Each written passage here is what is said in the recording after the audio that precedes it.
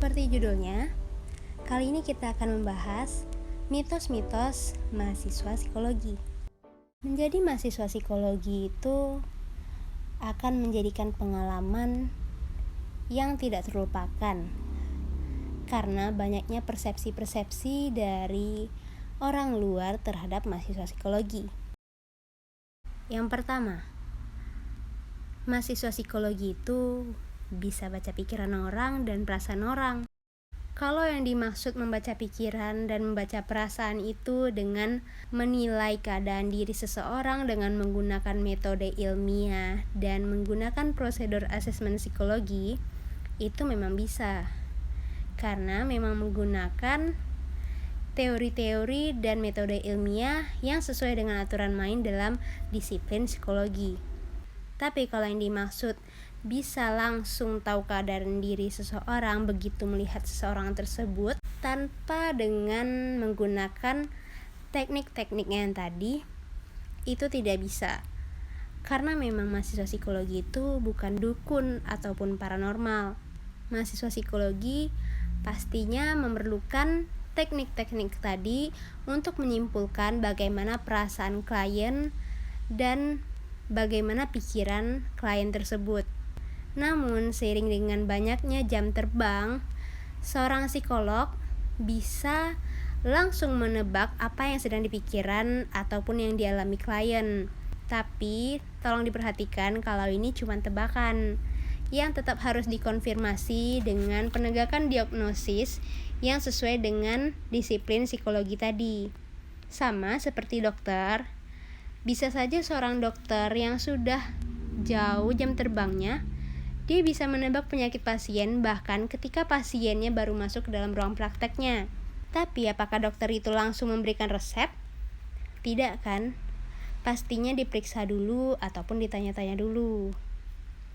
Yang kedua, mahasiswa psikologi itu bisa menghipnotis orang seperti di TV-TV loh.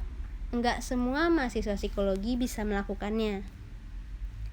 Karena di dalam perkuliahan itu tidak diajarkan secara gamblang bagaimana cara ataupun teknis melakukan hipnotis. Namun, hipnosis ini diajarkan melalui training-training khusus untuk mahasiswa psikologi yang ada di luar sana. Dan hipnosis yang diajarkan untuk mahasiswa psikologi ini bukan untuk menjadi perampok ataupun untuk settingan di TV-TV.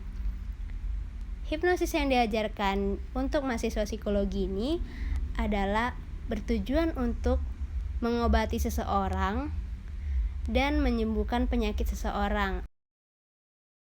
Ketiga, mahasiswa psikologi itu bisa menaklukkan psikotes dengan mudah karena mereka sudah tahu kuncinya. Belum tentu, karena pada tes psikologi itu ada dua jenis. Ada yang mengukur performansi optimal dan ada yang mengukur performansi tipikal. Performansi optimal ini bertujuan untuk mengukur kemampuan maksimal seseorang pada aspek-aspek tertentu. Misalnya daya tahan, kecepatan, ketelitian, dan lainnya. Misalnya nih, tes yang terkenal di kalangan para pencari kerja, yaitu tes Pauli dan Kraepelin. Itu loh, tes yang disuruh menjumlahkan angka dari bawah ke atas atau dari atas ke bawah.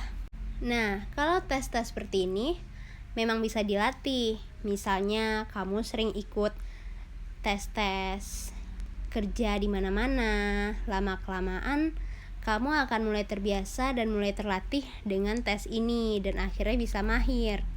Sementara itu, untuk tes yang mengukur performansi tipikal lebih melihat kecenderungan kepribadian seseorang. Misalnya tes grafis, seperti tes menggambar pohon. Dari tes tersebut nanti bisa diketahui kamu itu orangnya seperti apa. Sementara untuk tes performansi tipikal, memang bisa saja seorang lulusan psikologi menggali tentang tes tersebut karena mungkin dia tahu kuncinya.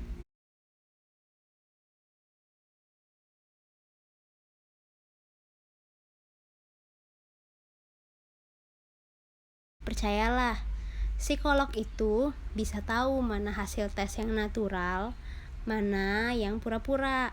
Apalagi tes ini kan untuk kepentingan kamu.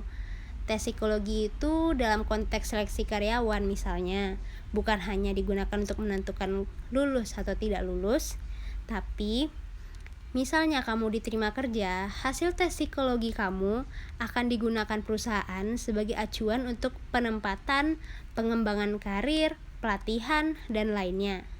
Jadi, mau kamu lulusan psikologi atau bukan, jadi aja diri kamu sendiri. Keempat, mahasiswa psikologi itu kalau udah lulus langsung jadi psikolog? Belum tentu.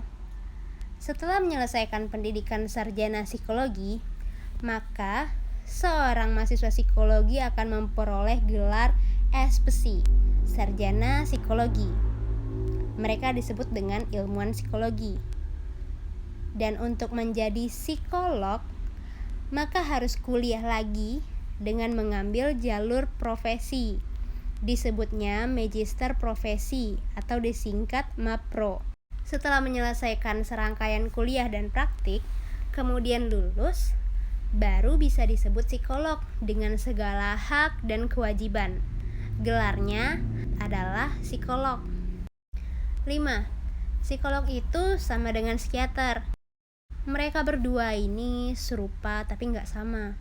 Psikiater itu dokter yang menekuni spesialisasi kedokteran jiwa. Jadi, kalau mau jadi psikiater, kamu harus jadi dokter dulu. S1-nya ngambil pendidikan kedokteran. Baru setelah itu lanjut program pendidikan dokter spesialis dengan mengambil program studi ilmu kejiwaan atau psikiatri. Sementara untuk jadi psikolog, alurnya seperti yang dijelaskan di poin keempat tadi. S1 dulu, jadi sarjana psikologi. Setelah itu lanjut lagi magister psikologi profesi atau MAPRO, baru bisa jadi psikolog. Yang berbeda dari psikiater dan psikolog itu, psikiater khasnya adalah dengan farmakoterapi, yaitu dengan terapi intervensi obat-obatan. Wajar, karena psikiater pada dasarnya adalah dokter, dan dokter punya kewenangan dalam memberikan obat. Sementara psikolog tidak diperkenankan untuk memberikan obat-obatan. Intervensi yang dilakukan psikolog lebih berupa psikoterapi, yaitu interaksi formal, profesional, etis, legal dengan tujuan melakukan perubahan kondisi psikologis individu melalui tindakan-tindakan psikologi yang direncanakan. Keenam, kerjaan mahasiswa psikologi itu untuk menangani orang gila aja. Bisa iya, bisa enggak. Kalau kamu memutuskan untuk jadi seorang psikolog klinis dan bekerja di rumah sakit jiwa, maka iya. Bisa juga kamu jadi sarjana psikologi yang memutuskan bergabung dengan LSM atau yayasan yang concern terhadap orang gila. Tentu akan sehari-harinya akan berurusan dengan mereka. Tapi kalau kamu memutuskan untuk jadi seorang psikolog industri atau organisasi misalnya, tentunya kamu tidak akan berkutat dengan orang gila. Kamu akan berurusan dengan pengembangan karyawan, pengembangan organisasi, desain pelatihan, sistem remunerasi, dan sejenisnya. Paling-paling, kamu hanya akan menghadapi karyawan yang stres. Psikologi itu mempelajari manusia.